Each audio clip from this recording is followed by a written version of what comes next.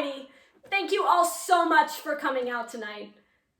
So, when I was 15, I used to travel around the country giving speeches on the Constitution for prize money. This was a scheme invented by my mom, a debate coach, who wanted to help me pay for college. And a couple of years ago, I was thinking about the Constitution for whatever reason, and I started to wonder what exactly it was that my 15-year-old self loved so much about this document, because I did. I really loved it. So I called my mom and I asked her to send me the speech, and she had thrown it away. So to win these things, you had to make a personal connection between your life and the document, which was always really hard for me because I was pretty emotionally guarded. And we had to perform these things to audiences of older, mostly white men. And honestly, it would probably help me a little bit if you guys could all be the men for me. Can you do that? Okay, great. So you're all men now. Thank you. I'm gonna go ahead and start. I'm gonna be 15, but I'm not gonna do anything special to make myself 15, so here we go. I'm 15.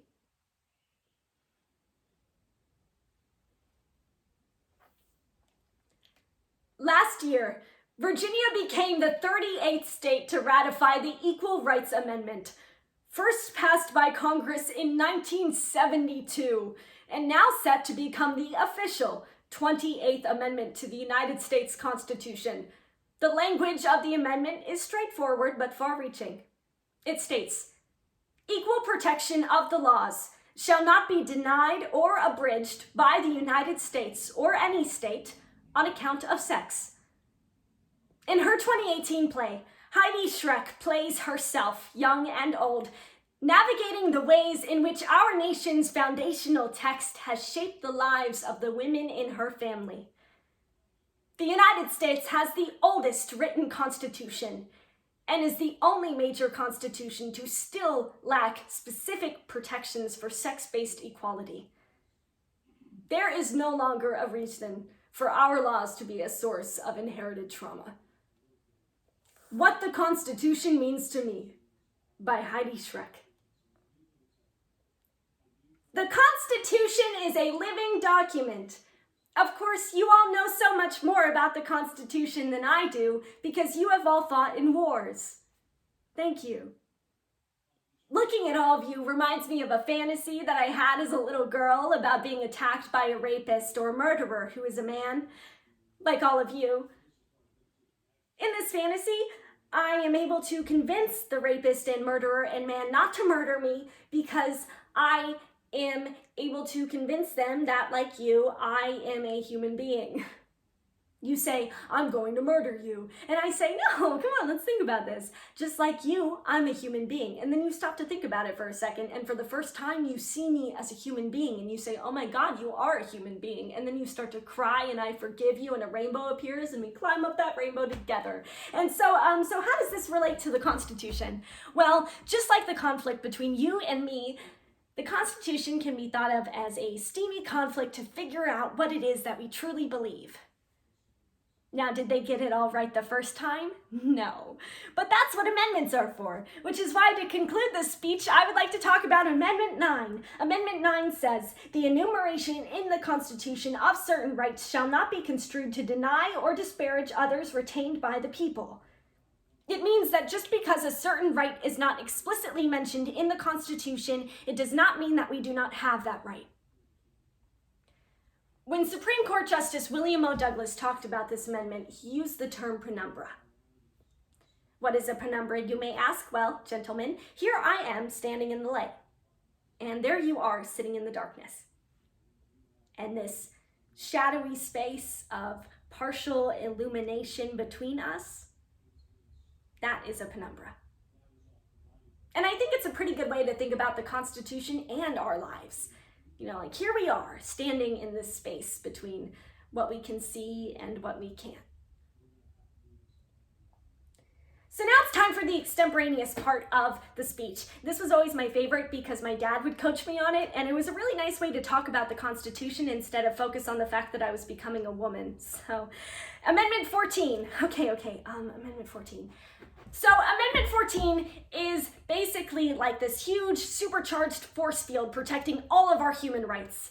And I would just like to emphasize that this is also the first time that the word male is explicitly used in the Constitution. So whereas before it was kind of up in the air as to whether or not women could vote, now it was explicit, we could not. Another tricky thing about this clause is that it doesn't specify how exactly immigrants can become citizens. It leaves it up to the whims of lawmakers to decide who is a good immigrant and a bad immigrant. On a deeply, deeply personal note, my great-great-grandmother was considered a good immigrant. She came to Washington State from Germany in 1879 because my great-great-grandfather ordered her from a catalog. Clause 4. No state shall deny any person within its jurisdiction the equal protection of the laws. I'm going to go ahead and talk about Clause 4 as myself now. Actually, I'm going to do the rest of this as myself. Okay, 40-year-old me. Hello. 10 million American women live in violent households. My mother grew up in one of these homes. So did my Grandma Betty, and probably also my great-great-grandmother, though there isn't any evidence of this except maybe the fact that she died of melancholia at age 36 in a mental institution. So,